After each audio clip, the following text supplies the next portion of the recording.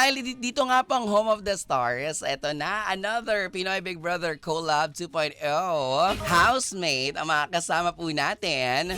Please welcome dito po sa Home of the Stars Banana Crew, Fred Moser. Hello! Hello! I hope everybody's doing great. Una sa lahat, ang tangkad-tangkad mo pala sobra. Thanks. Parang ngayon na lang ulit ako napatingala sa isang tao dahil ang tangkad-tangkad mo talaga sobra. How young are you? I actually just turned 18 no October. So, 18. yes. Pero bakit super tangkad? Kasi my dad's 6'6". Ah, Yeah. basketball player dad mo? Lawyer lang. Ah, lawyer? Yeah. Ang taray, etos ikaw? Sa akin? Nagba-basketball ka? Yes, I'm a basketball player. Ah, taray. I've been playing basketball since I was 3. Oh, baka kaya lalo ka, hindi, bukod sa 6'6 yung daddy mo, kaya siguro lalo kang tumangkad. Kasi di ba sabi nila yung pag-basketball daw, parang mas nakakatulong sa pagtangkad ng mga kalalakihan. Dahil syempre yung mga talon-talon, Yes. yung mga ganyan. Just like maybe just staying active ganon. So, Oo. yun naman. Alam mo, ang pogi-pogi ni Fred. Thank you. Parang the next, siya, matinee idol talaga ang atake. Yes, totoo yan. Pero syempre, welcome to the program. Thank you so It's much. nice to finally meet you. Nice to meet you. Ang daming nagre-request sa'yo. Alam mo ba nung pinost ko yung that confirm na yung guesting mo, sobrang nagkagulo sila. Ang dami nilang mga inuutos sa akin kung ano yung mga dapat kong itanong sa'yo, kung ano yung mga pwede nating mga pag-usapan. Pero kasi every time that I'm guesting celebrities or yung mga pinaka-trending na mga personalidad sa programa, parang lagi ako merong element of curiosity in mind. Kasi as a fan myself, wow, tara, Englishera na ako, te. Okay, lolo-loko. Charing. Diba? As a fan, parang gusto ko mas nakikilala ko yung tao ng very natural and genuine. Yeah, pero syempre, let's trip down na memory lane. Ayan. Balik tayo ng konti. Bago ka naging isang official housemate sa bahay ni Kuya, papaano ka ba nagsimula sa industry na ito? Kasi parang dati pala nakita na kita sa mga pa-billboard, yung mga Yes. ganon. Oo, paano? Siguro before coming into this industry, lang ako. I'm originally from Bicol, basketball player varsity. So nung grade 10 ako, after nung grade 10 ko, I decided to transfer sa Manila to LaSalle Green Hills right now to pursue my career in basketball. Pero sobrang unexpected na bigla akong nag-go-see sa Star Magic. Tapos parang inaano ko kung gugustuhin ko ba to na industry na to. So far naman yes, pero tapos naman yung sa PBB naman. Actually, yung first audition pa lang, I didn't know it was for PBB. Kasi parang baka sabihin daw nila na baka di daw ako pumunta kasi originally talaga I didn't wanna join PBB kasi parang kasi I didn't really watch PBB din talaga eh. Oo. Parang- Kumbaga, ang trip mo talaga is basketball. Yes po. Iba yung kumbaga, yung minamata mo na Yes. maging career. Iba yung nasa isip ko nun eh. Pero after siguro nung first audition, napag-isipan ko talaga na mabuti. Hanggang sa mga next auditions pa, yung mga steps, sobrang talaga. Lumabas na yung pagiging competitive mo na parang Yes. dito na eh. Parang I'm here na, sure. Ko na lang, gugustuhin ko talaga to. Totoo. Yes. Hindi mo naisip ever nung bata ka na mag-artista, mag-commercial? Kasi syempre, di ba kapag ganyan yung itsura mo, parang ang mga asar na kagad sa isang mga kapamilya, ng mga kamag-anak or mga kapitbahay, parang, uy, pang-artista ka, ganyan. Di ba gano'n? Pag ganyan yung itsurahin mo, pang-artista ka, naku, paglaki nito, makikita natin to sa TV, gano'n naman talaga sinasabi. Actually, kunyari, before akong pumasok sa industry na to, nagmo-model, fashion shows. Mhm. Actually, nagsimula ako mag-model nung 1 pa lang ako. Talaga? For a diaper brand Ay. and a calendar. So, ayun na. As after nun, Naku, sinabi mo, hahanapin nila yung diaper na yan. Oo, sure ako, nila yan. NBI nila yan, hahanapin nila kung, ito pala si Fredo naka-diaper, gano'n. Oo. tapos actually nung nagpa-fashion shows ako dati, sinasabi ko sa mom ko na ayoko talaga kasi yung focus ko talaga nun is for basketball. Ayun kasi talaga yung first love ko eh. So, yun talaga yung inaay ko. So, yun din naman. Pero nung nag-go-see ka na sa Star Magic, syempre, di ba, parang this is something different. Yeah. Kasi pag sabi mo Star Magic, one of the biggest parang talent firm or agency in the Philippines, 'di ba? Na parang nagpo-produce ng mga pinakakilala, pinakasikat, mahuhusay na mga artista, ganyan. Parang nung tumungtong ka sa opisina, 'di ba pag gusi-gusi ganyan, naka-white t-shirt, ganyan. Opo. Oh, yan, naka-white t-shirt, tapos plain lang dapat yung wala ka masyadong make-up, ganon. Yes. Titingnan talaga yung rawness, ganyan. No? Nandun ka, anong nararamdaman mo nung na-meet mo sila? For sure, sila Direk Lawrence, sila Tita Joy, ganyan. Ako, sobrang the first time I stepped into the office, sobrang kinakabahan ako. Kasi di ko alam na kakanta pala dapat sa go-see. Kakanta, anong pwede mo maipakita, ganyan. Pero in the end, hindi ako kumanta. Bakit? Wala eh, parang, so, we got into the office, I got to meet, si Direk Lauren po. Tsaka, ayun, nakalinya kami lahat. Sabi ko, kumakanta sila lahat. Sabi ko, sige, try ko na lang hindi kumanta, baka di ako pakantayin nito. Tama. Kumbaga dapat maiba ka, no? Maiba, ganon. Pinakilala ko na lang sarili ko. Ayun. Pero, yun ang nagpakita ng charm. Nilabas nun yung charm mo. Yes. Oo. For sure. Sabi ko nga nung nag-PBB, nakikita kita may hanggang ngayon, 'di ba, sa may bandang Espanya, bago pumunta dun sa may connector sa NLEX, tama? Connector. Nandun yung post, billboard mo na pagkalaki-laki, tapos hindi man kita talaga nasusubaybayan sa PBB, pero kilalang kilala na kita kasi pag nakikita ko, sino tong Fred, in fairness, solo billboard. Opo, yes. Diba ganyan? So, ibig sabihin, no, ang dami na rin talagang mga nagtatrust sa'yo, ang dami na yung mga brands na talagang bumibilib sa iyong looks at saka kung ano yung dapat abangan. The next big thing, sabi nga nila, ganyan. Yes po, yes. Oo, 'di ba? Nung na-eliminate ka, syempre agad-agad, para bang nagbago, nanlumo ba? Na parang hindi mo alamin ang lumo. Naintindihan mo? What's lumo? Yun parang nasad ka. Nasad ka kasi parang syempre, 'di ba? Na out ako, wala na akong chance para maging big winner. Siguro nung na-evict ako, parang I was happy and sad at the same time. Siyempre, I was sad because parang hindi ko na masasamahan yung ibang housemates sa journey nila sa loob. Parang yung nag-end na yung journey ko sa house ni Kuya. Parang wala na rin ako mapapakita sa loob na hindi ko napakita pa dati pa. And also, I was happy because I got to see my friends, my family. Kasi sobrang homesick na rin talaga ako. Miss mo na sila. Yes, of course. And I was nominated 4 times. Lagi? Yeah, I was saved 3 times. I'm really grateful for that. Tsaka nung na-evict na ako, wala eh. It just happened so fast talaga eh. Like, 1 second na-announce na ikaw ng evictee. Like, 5 minutes after, you're already outside. And sobrang parang nanibago yung mundo. Anong feeling na parang, syempre, di ba, alam mong friends kayo inside the house. Yeah. Tapos lagi kang nominated. Di ba? Ano yun parang bukod sa homesick, bukod sa hindi mo nakikita yung outside world, wala kayong time, wala kayong phone. Tapos syempre kapag in-announce na nominate ka, mag-overthink ka. Na para bang ang dating, akala ko ba okay kami? Bet nila ako. Pero bakit nandun ako sa list lagi na hindi lang 1, 2, 3 beses akong na-nominate? Yes. Actually, kunyari ito, since di ba yung first nomination namin, first ever sa season, ako din. So parang doon ako lang nag-overthink na, baka wala na ako next week. Kasi it was only like 2 weeks in pa lang kami. Kaya nag-overthink na ako nun, baka di ko maabot hanggang dulo. Pero yung mga susunod na nominations na parang, sige. Nasanay na Kasi lang. parang na rin din eh. Sabi ko, parang alam ko na rin yung reasons. Parang, kasi sometimes, we host open forums up in the house. So sometimes we already know the reasons why we all nominated. So, pero di naman nila sinasabi na that's the reason. Parang na lang, we take it as a hint. Parang ganun. Kumbaga parang hindi directly sinasabi na kasi ganito yung ugali mo, kasi ganito yung ganyan. Yeah. Ano din iba rin talaga, lakas ng loob din talaga pag nag-PBB ka.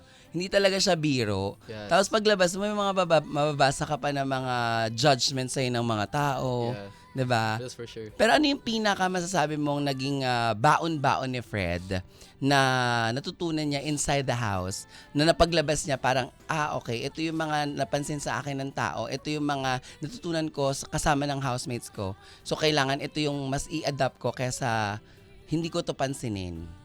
Ako siguro yung lagi kong dala-dala sa akin is, which also I learned in Kuya's house, is accountability. That's for sure forever will be the biggest lesson for me. Kasi like before PBB, I can just sobrang dali lang talaga takbuhan yung problema mo eh. It's a big world. I-basketball mo lang, 'di ba? Yes. Pagka pinagpawisan ka, okay na. Okay na yun eh. Totoo. Yeah. So, ayun din tinatakbuhan ko yung problema ko sa labas dati. Pero inside the house, I managed to face my problems with the help of Kuya and the housemates na pinarealize nila sa akin na, ay, kaya ko naman pala harapin, ba't di ko pa ginawa dati pa? So, for sure, that would be my biggest lessons na lagi kong dala-dala. Kayo ka pinakaunang naging close? Pinakaunang naging close. Like, nung pagkakita mo parang, vibes kagad kami nito, ganyan. Si Rave. Kasi nung pagpasok pa lang, alam mo ba nung una, akala ko he's like 20 plus. Yung pala nang nalaman ko. Bagets pa. Oo. Kasi nga, grabe batak din ang katawan ni Rave talaga. Laki ng Sipag katawan mag-gym. niya. Oo. Tapos kaya ko siya naging close agad kasi unang pagpasok namin sa bedroom, nakuha na namin yung maleta namin. Nung pumili kami kama, kami yung magkatabi. Tapos nahihirapan kami matulog. So nag-uusap kami. Baga ini-insomnia, no? Oo. Tapos di ba may wake up call sa bahay? I think we woke up like an hour before. So ayun ulit, nag-uusap-usap ulit kami. Hanggang ngayon, till every day until we got close talaga. So, anong sabi ng family mo naman with everything that is happening to you right now? Like, syempre iba na. Paglabas ng bahay, hindi na ikaw yung Fred kagaya nung noon na sakto pala yung nakakilala sa'yo. Kilala ka pa lang dahil sa billboard, dahil sa mga post mo on social media. Pero ngayon, nationwide, worldwide, meron na kayong mga fandom na nabuo. At may mga siniship pa bawat isa sa inyo, ha? Mamaya ako napapasukin yun, syempre. So naman, kasi siguro after PBB, paglabas ko, lagi na nila ako nire-remind na hindi ka na normal na tao na pwede ka basta-basta maglakad-lakad kung saan-saan. Hindi ka pwede lumabas ng hindi ka nakaayos. Kasi sa before PBB, kasi yung gym namin malapit lang. So nilalakad ko lang siya minsan. So ngayon, sabi ko parang di na pala to pwede. Basta ngayon, sinasabi na sa akin ng parents ko na proud sila sa akin. And grabe din yung naging run ko sa loob. And mostly, a lot of reminders talaga. Like, be more cautious, social media, the way you speak. So, mostly like that. Ilan taong ka na ngayon? I'm 18. 18. Ang bagets mo pa, no? Kumbaga parang dapat sa ganyang edad, hindi naman yung enjoy lang talaga as in live young, wild, and free. Diba? Hindi ba kasi, aminin natin, diba yung sinasabi natin na edad kung saan nag-explore ang tao. Yeah. Diba yung tinatry yung ganito, tinatry yung ganyan. Pero syempre, nasa different world ka. Parang nasa world ka kung saan bukas ka sa lahat ng judgment ng mga tao. So parang medyo hindi pwede mong gawin yung tinatawag na young, wild, and free dahil kailangan mong ingatan yung name mo, yung career mo, ganyan, kung saan ka path na patungo, ganon. With the help of course, yung team, di ba? Siyempre, you have manager, you have road manager, meron kang personal manager, yung mga ganyang eksena, di ba? Pero sa batang nakatulad mo, paano mo yan sa kinakaharap every single day? Kasi syempre aminin natin, 'di ba ate, pagka may ganyan, parang yan yung moment na pagka napipigilan tayo, nagiging rebelde tayo, 'di ba? Parang kahit naman hindi ka artista sa magulang, 'di ba, pag hindi tayo pinapalabas, kapag kunyari, ba't yung mga classmates ko uwi sila ng madaling araw, ganyan. Ang lamig ba, Fred? Sorry. Hindi, okay lang. Okay. Kala ko nilalamig ka. Kasi yung mga nauupo dyan, parang laging paglabas, giniginaw eh. Ayan. Ako naman, I don't take it personal yung mga criticisms na nababasa ko. Actually, I use them to learn more and grow as a person. Kasi parang yung ibang, kunyari, sinasabi nila sa akin na mistakes ko, na minsan hindi ko napapansin, I actually appreciate them. Parang lang, I take it as a lesson and learning. Learning from my mistakes actually. So parang hindi ko siya masyadong sinasaloob.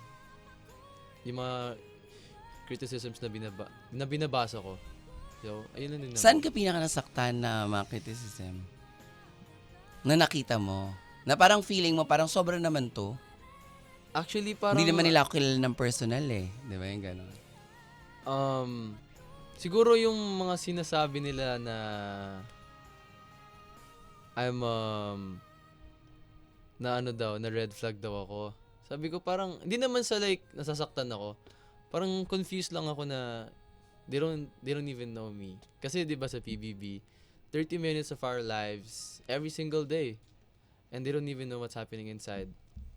Kasi especially na I'm new to this industry, they also don't know my background around mga tao. So, di naman siya like nasasaktan ako. Pero, I'm just like, what? Parang kahit ako di ako makapaniwala na yung mga ibang comments nila about that. So, Tsaka guys, 18 pa lang siya. Please, sabi nga natin paulit-ulit, no?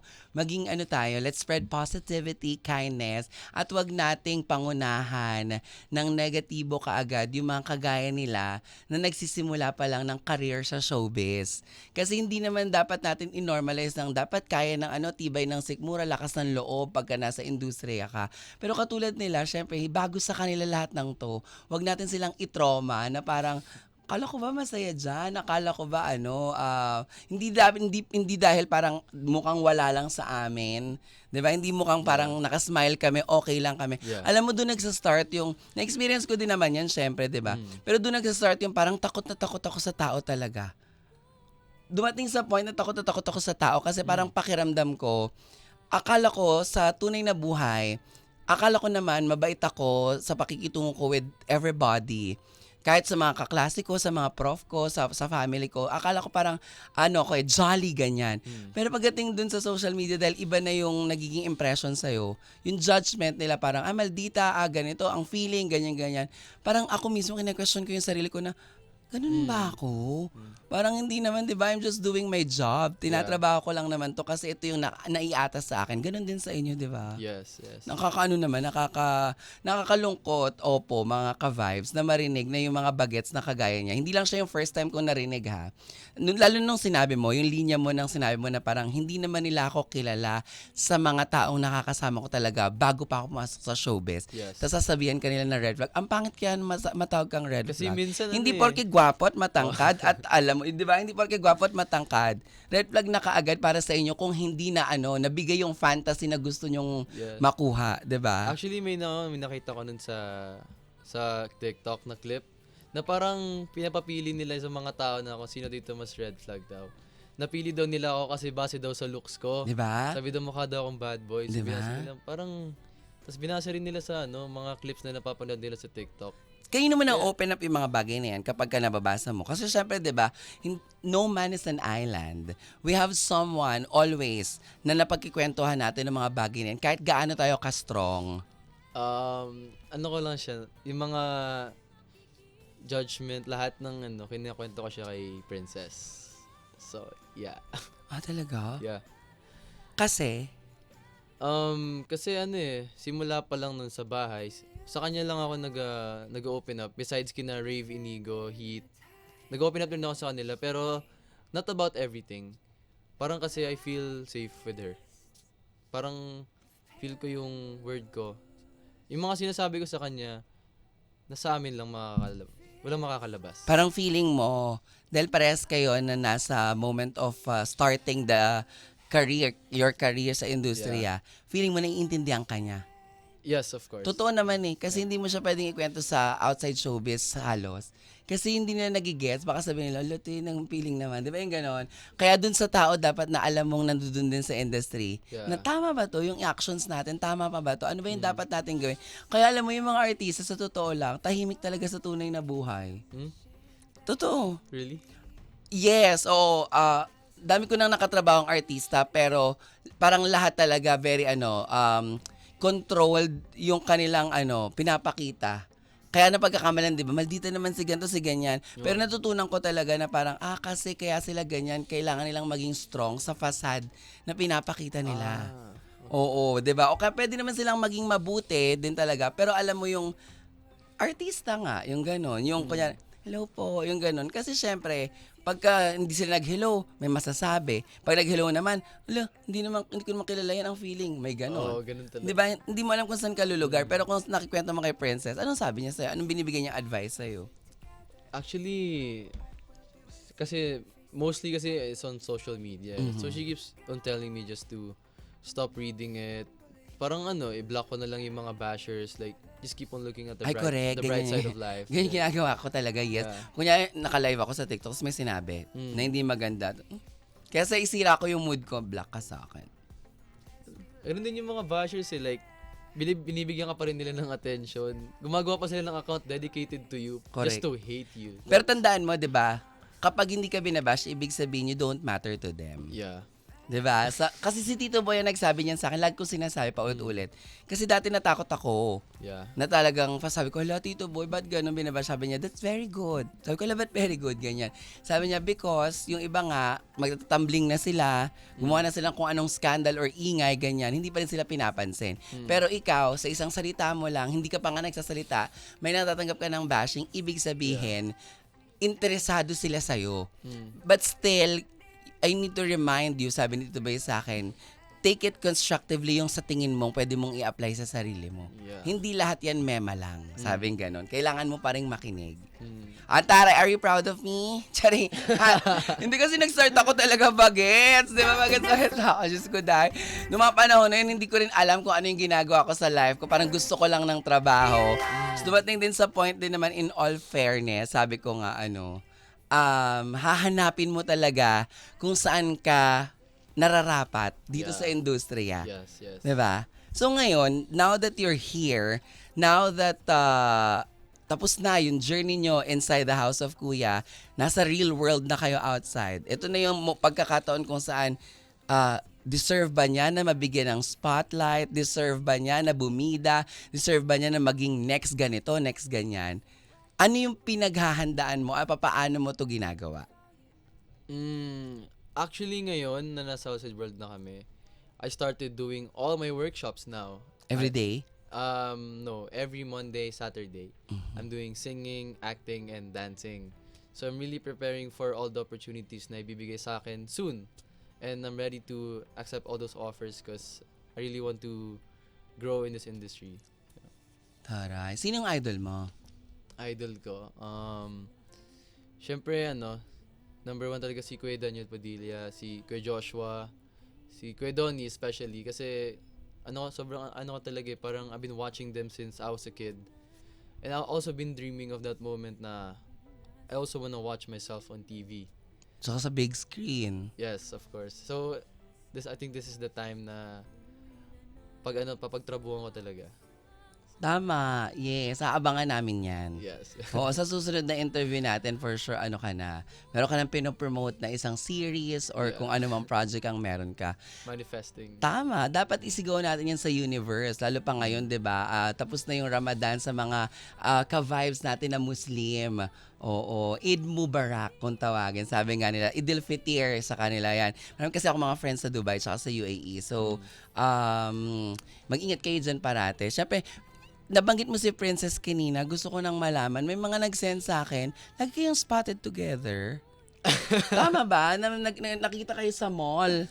Yeah. May mall, tapos parang may mga paparazzi shot talaga. So, kasi si Rave, inamin niya sa live, tsaka si Ashley, na nagliligawan sila. Sa inyo ba nasa ganong ay, naubos siya, ate ko. Oo. Sandali. Sa inyo ba, ano ng eksena, ano yung unang nagustuhan mo? Bakit mas napalapit si Fred kay Princess? Ayan, oo. Alamin natin, now na. Actually, hindi ko rin alam kung paano kami naging super duper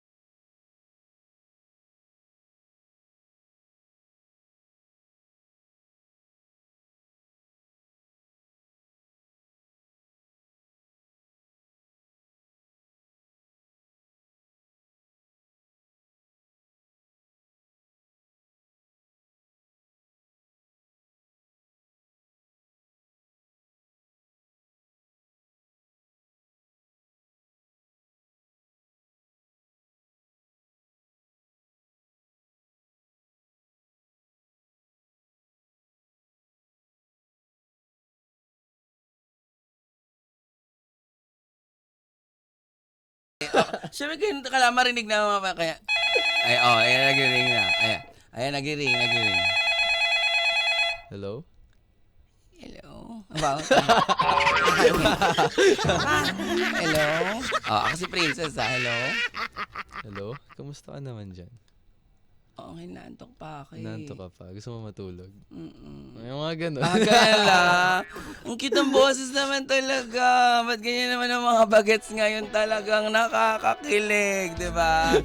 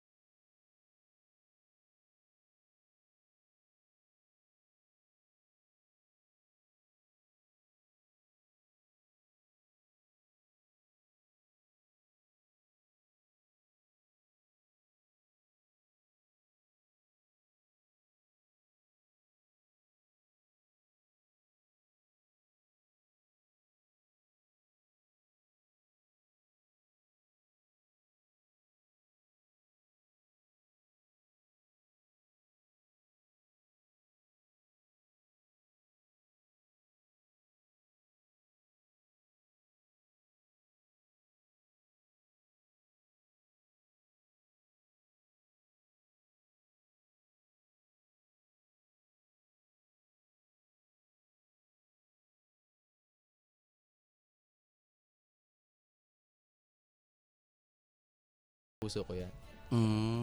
Taray. Sa mga bashers mo, anong gusto mong sabihin sa kanila?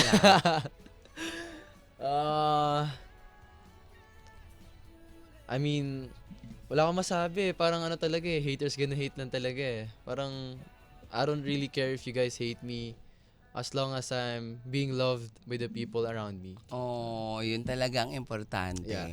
Ang ganda ng mindset mo na yan. Thank you so much for that. Thank you, Pinapakita mo lamang syempre na parang mas tamang nagmamatter sa atin yung mga totoong nagmamahal, Yeah. yung mga nagpaparamdam kung gaano tayo ka-importante para sa kanila.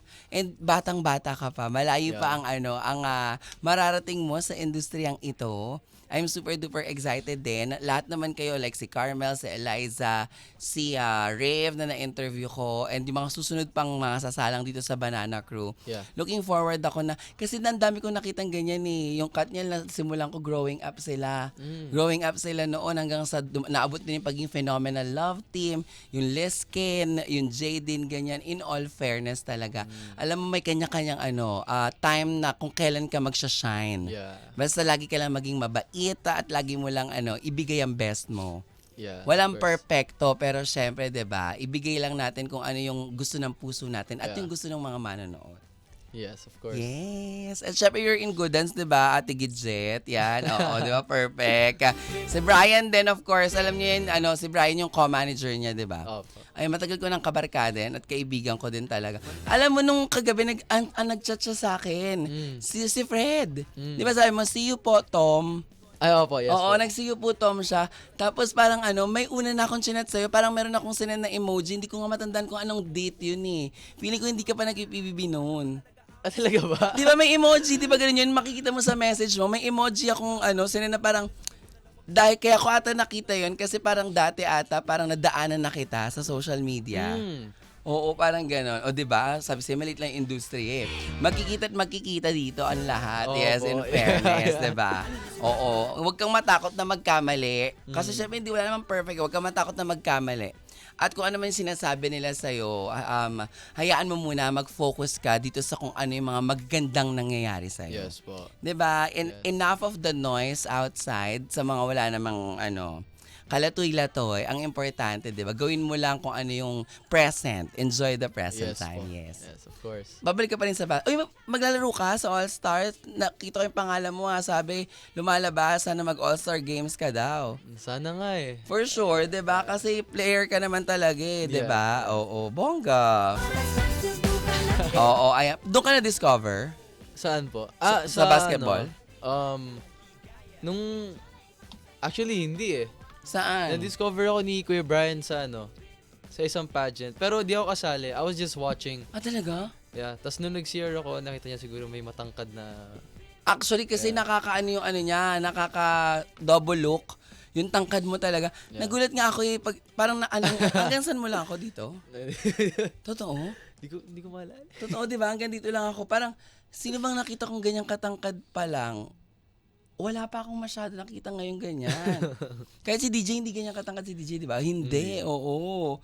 Bongga. Baka, dapat ang mga endorsement, may mga cherry pear, yung mga gano'n. Mga gano'n. Cherry pear, mamatangkad. Di ba? Yung mga pang daddy long legs, yung mga ganyan. Yes. Oh, in fairness. Thank you so much, Fred. Sana nag-enjoy ka. Yeah, Di ba, of course. napaka-casual lang ng kwentuhan natin. Yeah. Ng chikahan natin. And kung sinasabi lang red flag ka, hindi dahil naka-green ka ngayon, oo, pero in fairness, hindi dahil naka-green ka ngayon, pero in fairness, makikita mo sa tao, yung aura nila, kung sila ay ganon, or kung sila ay mabuti ba, or kung sila ay talagang nagpe-pretend lang, pero nakita ko sa'yo, you're very genuine. Yeah, thank you. Oo, in fairness to you. Tsaka hindi, yung mga taong nag-aalaga sa'yo, kilala ko na sila mula noon pa din. Kaya naman, good luck sa career. Thank you so much. Maraming salamat. Sana hindi ito ang una at ang huli. Diba? Sana sa Of course. susunod kasama mo na si Princess. Yeah, sana. Ay, diba, taray? O, sige, ayan. 5:06 ang oras natin. Nawa po ay nag-enjoy kayo, mga ka-vibes, sa aming naging chikahan. Very casual na kwentuhan kasama si Fred. Paano ba i-pronounce? Tama ba ako, Moser? Yes, Moser. Andaray. Yes, sir. Yes, sir. Yes, sir. Yes, sir. Ayan, oo. Ay, kung meron kang i-remake pala na movie or teleserye, ano to? Oh, definitely she's dating the gangster. Oo. Kasi Ay, kayo yun! Sila Ate Yeah, Asha yeah. yun eh. Kasi that's really one of my Oo. favorite movies. Grabe, alam mo, pag ibinabalik talaga yung, kinikilabutan ako pag ganyan, no, in fairness. Kasi, aminin natin, yan yung mga nagbukas din ng magandang oportunidad kay Daniel. Yeah. She's dating, napanood mo yan? Yes, a lot of times. Maraming beses. Oh. Kasi parang hindi talaga siya nakakasawa panoorin for Hindi me. talaga. Oo, as in. Nako, ito na po, 5:07, mamaya Banana Crew Daily Top 10 Countdown. Hindi ka kumakanta o marunong ka na dahil nag-workshop ka na? Nag-workshop na. So marunong na. Sakto lang. Ano yung madalas kinakanta mo? Yung last time ko na kinanta sa workshop Oo. is Love Yourself. Pwede marinig namin. Huh? Kahit konti lang. Hindi kailangan perfect ha. Konting-konti lang. Oo, kahit ano lang. Dali. Go. For all the times that you rain on my parade. Konti. Uy, ang ganda naman Maganda. Yun din sabi ng teacher ko, pero Maganda! sabi niya it's too soft daw. So, ayun na. I just have to improve on that. Konti pa. And I've been so caught up in my job, didn't see what's going on, but now I know. So, yeah. Taray! O, diba? Napakanta natin si Fred. In fairness, abangan nyo That's the po first yan. time. Alam mo, yan yung mga aabangan na kakikiligan ng mga fans. Yeah. Kasi syempre, diba, gugulatin mo sila na hindi ka kumakanta, pero pag narinig ka nila, para silang kinikiliti. O, diba? In fairness. 5:08 ang oras natin, mga ka-vibes. Tutok lang dito sa 92.3 FM Radio. Ka-vibes, ang lupet! Banana Crew!